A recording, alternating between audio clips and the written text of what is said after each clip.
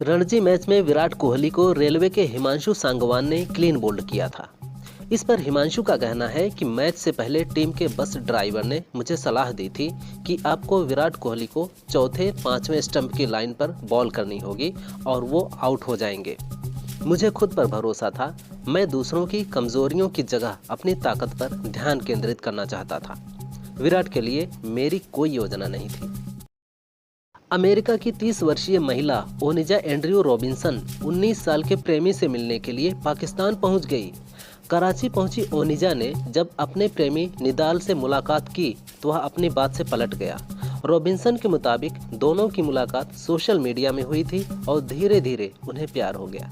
लेकिन अब निदाल कह रहा है कि परिवार शादी के लिए राजी नहीं होगा।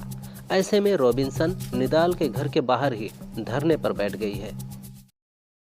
एक्ट्रेस उर्फी जावेद ने सलमान खान पर बयान देने को लेकर अश्नीर ग्रोवर की क्लास लगाई है। उर्फी ने कहा, यही सब सलमान के सामने बोलकर दिखा। ये आदमी सलमान का कॉम्पिटिटर है। सलमान के सामने तो भीगी बिल्ली बन जाता है। अश्नीर ने हाल ही में सलमान का नाम लिए बिना कहा था कि उसने फालतू का पंगा लेकर कंपटीशन खड़ा कर लिया। बिग बॉस के सेट पर सलमान के सामने अश्नीर का रवैया बेहद सॉफ्ट था, लेकिन बाहर कुछ और है।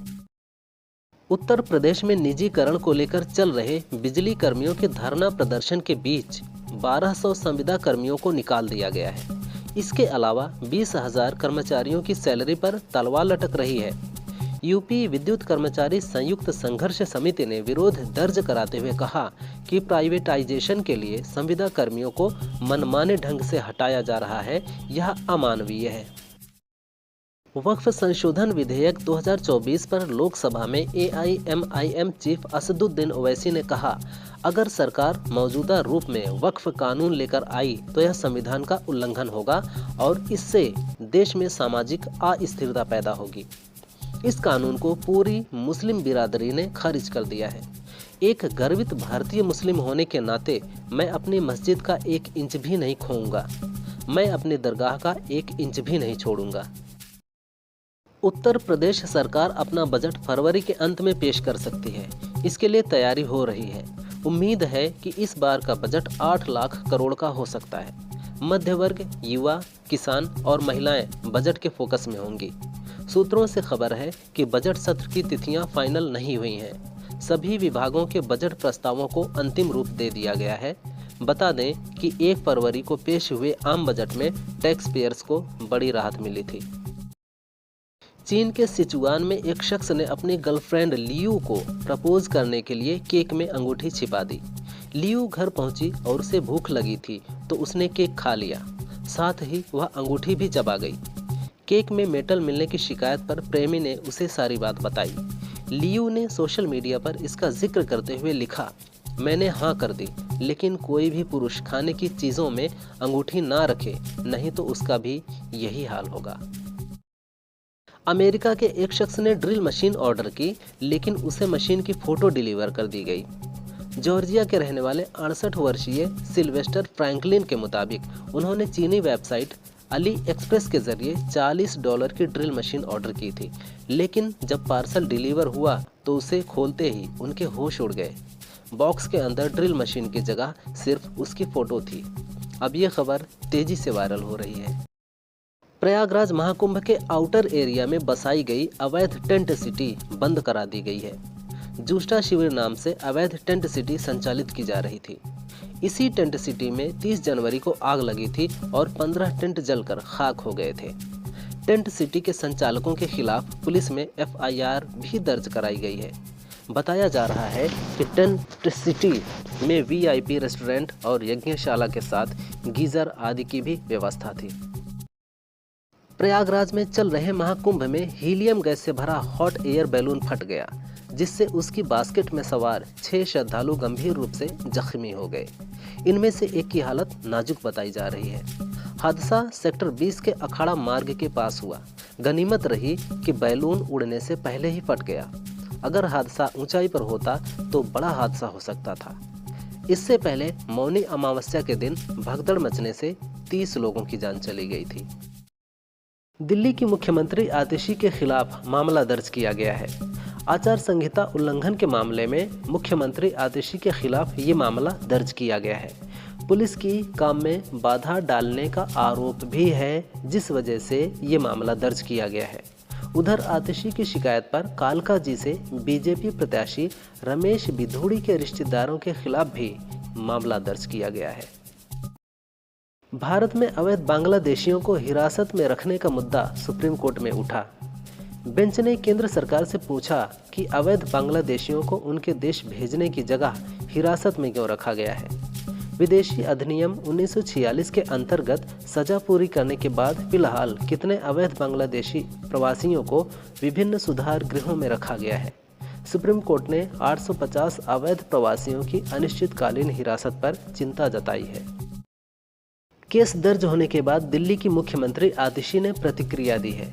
आतिशी ने कहा कि मैंने शिकायत दर्ज कराई तो उल्टा चुनाव आयोग ने मेरे ऊपर ही एक्शन ले लिया। वहीं आतिशी पर केस दर्ज होने पर आप संयोजक अरविंद केजरीवाल भी भड़क गए। बता दें कि आचार संहिता उल्लंघन मामले में सीएम आतिशी के खिलाफ मामला दर्ज किया गया है। आरोप है कि आतिशी ने पुलिस के काम में बाधा डाला था। खालिस्तानी आतंकी गुरपतवंत सिंह पन्नू ने भारतीय संसद को बंद करने की धमकी दी है। बताया जा रहा है कि पन्नू ने राहुल गांधी को छोड़कर अन्य सभी सांसदों को मेल के जरिए कहा है कि 8 फरवरी को संसद बंद कर दें। इसके साथ ही पन्नू ने एक ऑडियो भी जारी किया है जिसमें उसने संसद को बंद करने की धमकी दी है। खालिस्तानी आतंकी संगठन सिख फॉर जस्टिस का चीफ पन्नू अक्सर ऐसी धमकियां देता रहता है। उत्तराखंड में 4 धाम यात्रा की तैयारी शुरू हो गई है। पिछले साल से सबक लेकर सरकार इस बार प्रबंधन दुरुस्त करना चाहती है ताकि श्रद्धालुओं को दिक्कत ना हो। इस साल यात्रा 30 अप्रैल से शुरू होगी। अक्षय तृतीया पर गंगोत्री और यमुनोत्री धाम के कपाट खोले जाएंगे, जबकि 4 मई को बद्रीनाथ तो महाशिवरात्रि पर केदारनाथ धाम के कपाट खुलने की तारीख तय होगी। 5 फरवरी को इसे लेकर ऋषिकेश में हाई लेवल मीटिंग होगी। प्रधानमंत्री नरेंद्र मोदी आज महाकुंभ आने वाले हैं। इसको लेकर प्रशासन पूरी तरह से तैयार है। प्रधानमंत्री सुबह करीब 10 बजे प्रयागराज एयरपोर्ट पहुंचेंगे। एयरपोर्ट से डीपीएस हेलीपैड पहुंचेंगे, जहां से वह अरेल घाट जाएंगे। अरेल घाट से नाव के जरिए महाकुंभ पहुंचेंगे। महाकुंभ मेले में 11 से 11:30 बजे का समय प्रधानमंत्री के लिए आरक्षित है। प्रधानमंत्री मोदी दोपहर 12:30 बजे वायुसेना के विमान से प्रयागराज से लौट जाएंगे। कौन बनेगा करोड़पति के मंच पर अमिताभ बच्चन ने अपने बचपन का किस्सा सुनाया।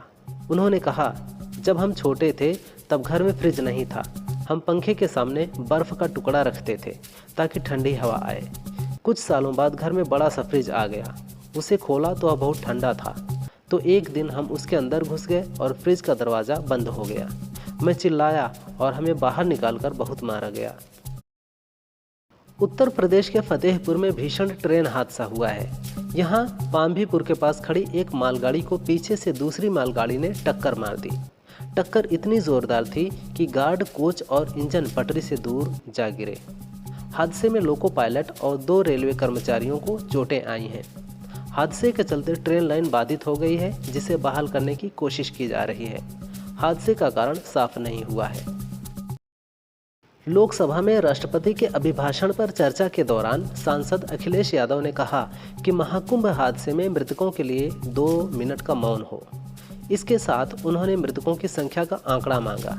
साथ ही महाकुंभ के खोया पाया केंद्र को सेना को सौंपने और मृतकों का आंकड़ा छिपाने वालों पर कार्रवाई की मांग की है। अखिलेश ने कुंभ में लगे राजनीतिक पोस्टर और डबल इंजन के प्रचार को लेकर भी सरकार पर निशाना साधा। अखिलेश यादव ने कहा, महाकुंभ की जिम्मेदारी सेना को दी जाए।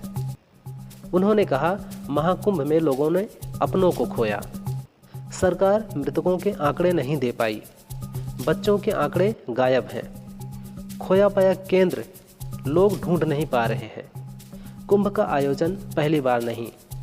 लोग पुण्य कमाने आए थे और अपनों के शव लेकर गए। और उन्होंने कहा, जहां लाशें पड़ी थीं वहां हेलीकॉप्टर से फूल बरसाए गए।